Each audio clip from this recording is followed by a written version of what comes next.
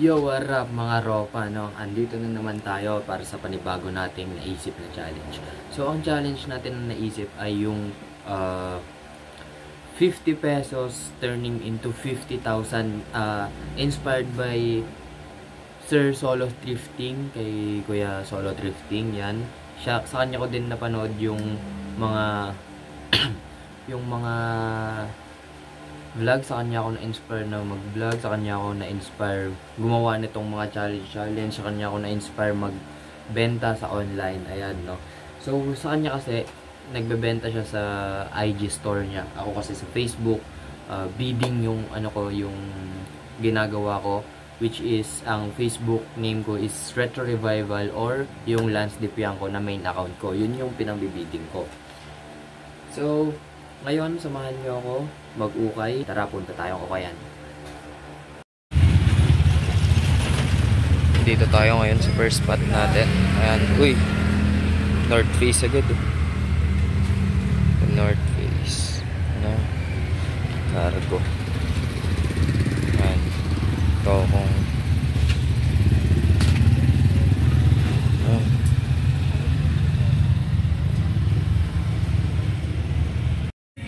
kung dito, kaso mahaba. Ayan, masikip siya. Vintage na carpenterly.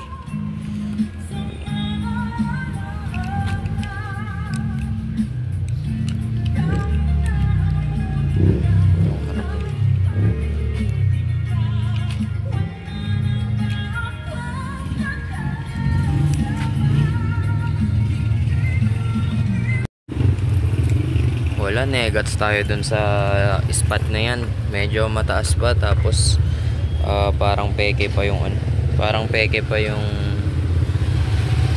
nakita natin. Hindi ko sure ha, pero parang para sa akin parang peke. Balikan na lang natin mamaya.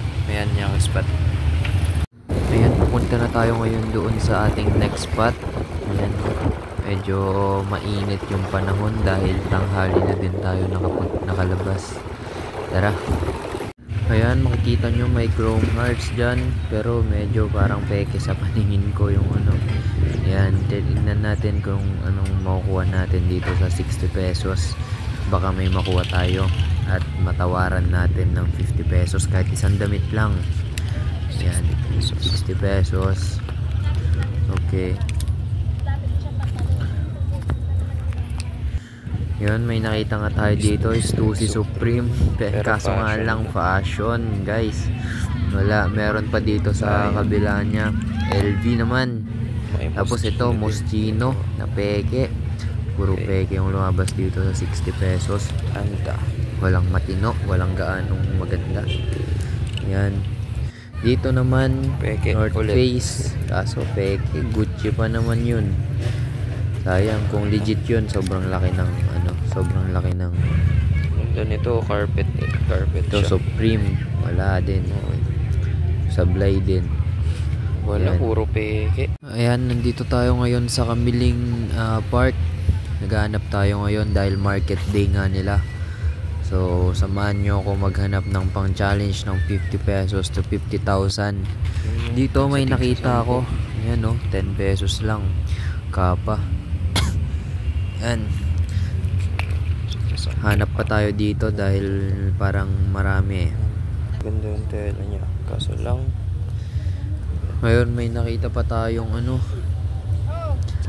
anta dito. Sobrang ganda nito, sobrang kapal ng tela niya, kaso nga lang may mancha. Ayan o, may mancha dyan, pero try natin, subukan natin kung maalis para ma-flip pa natin. Kung di man natin maibenta yun, pwede pang gamit, maganda pa yun. Meron pa fila, kaso sobrang dumi. Meron naman dito fila, sobrang ganda nito guys, kaso nga lang sobrang daming mancha. Hindi mo na may isip kasi 10 pesos isa lang yan eh.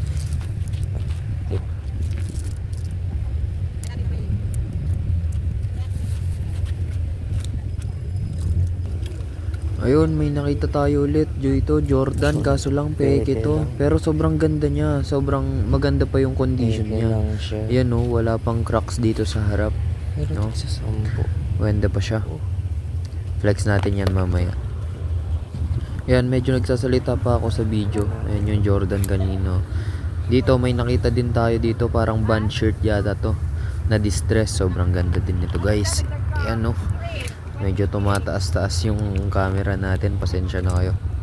At yun, may nakita pa nga tayo ditong pirmado na Adidas no, parang soccer yata to. Kaso ayun, medyo malaki, maganda din yung kulay niya.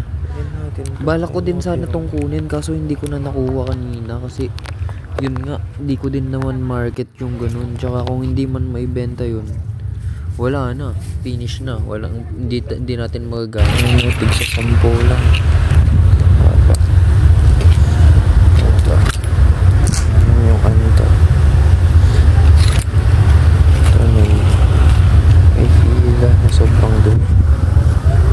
Ito, Jordan 85. Track pins.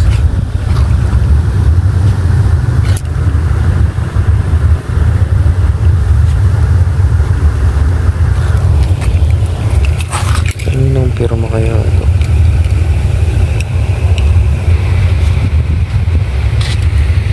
Ayan nga no, nagbayad na tayo. 650 tayo doon kasi may iba pa akong kinuha. Pero yung ipi-50 pesos challenge natin doon, yung 5 lang na nakuha natin doon sa 10 peso each. Dito naghahanap na lang ako ng wala, siguro pang gamit, ganun. Ayan no, medyo marami ding magaganda rito talaga, solid. Abangan nyo yung next vlog ko, papakita ko yung iba kong nakuha. Kasi dito sa vlog ko na to, yung 50 pesos lang yung pinakita ko gaano na binili natin. Yun lang talaga yung solid na pwede ko pang maibenta ng medyo mas mahal. Dito may Boy London akong nakita, meron din Essentials, yan, merong Nike. Pero syempre magfo-focus tayo doon sa 50 pesos challenge natin. Yan no, Nike yan no, na parang surfing shorts siya.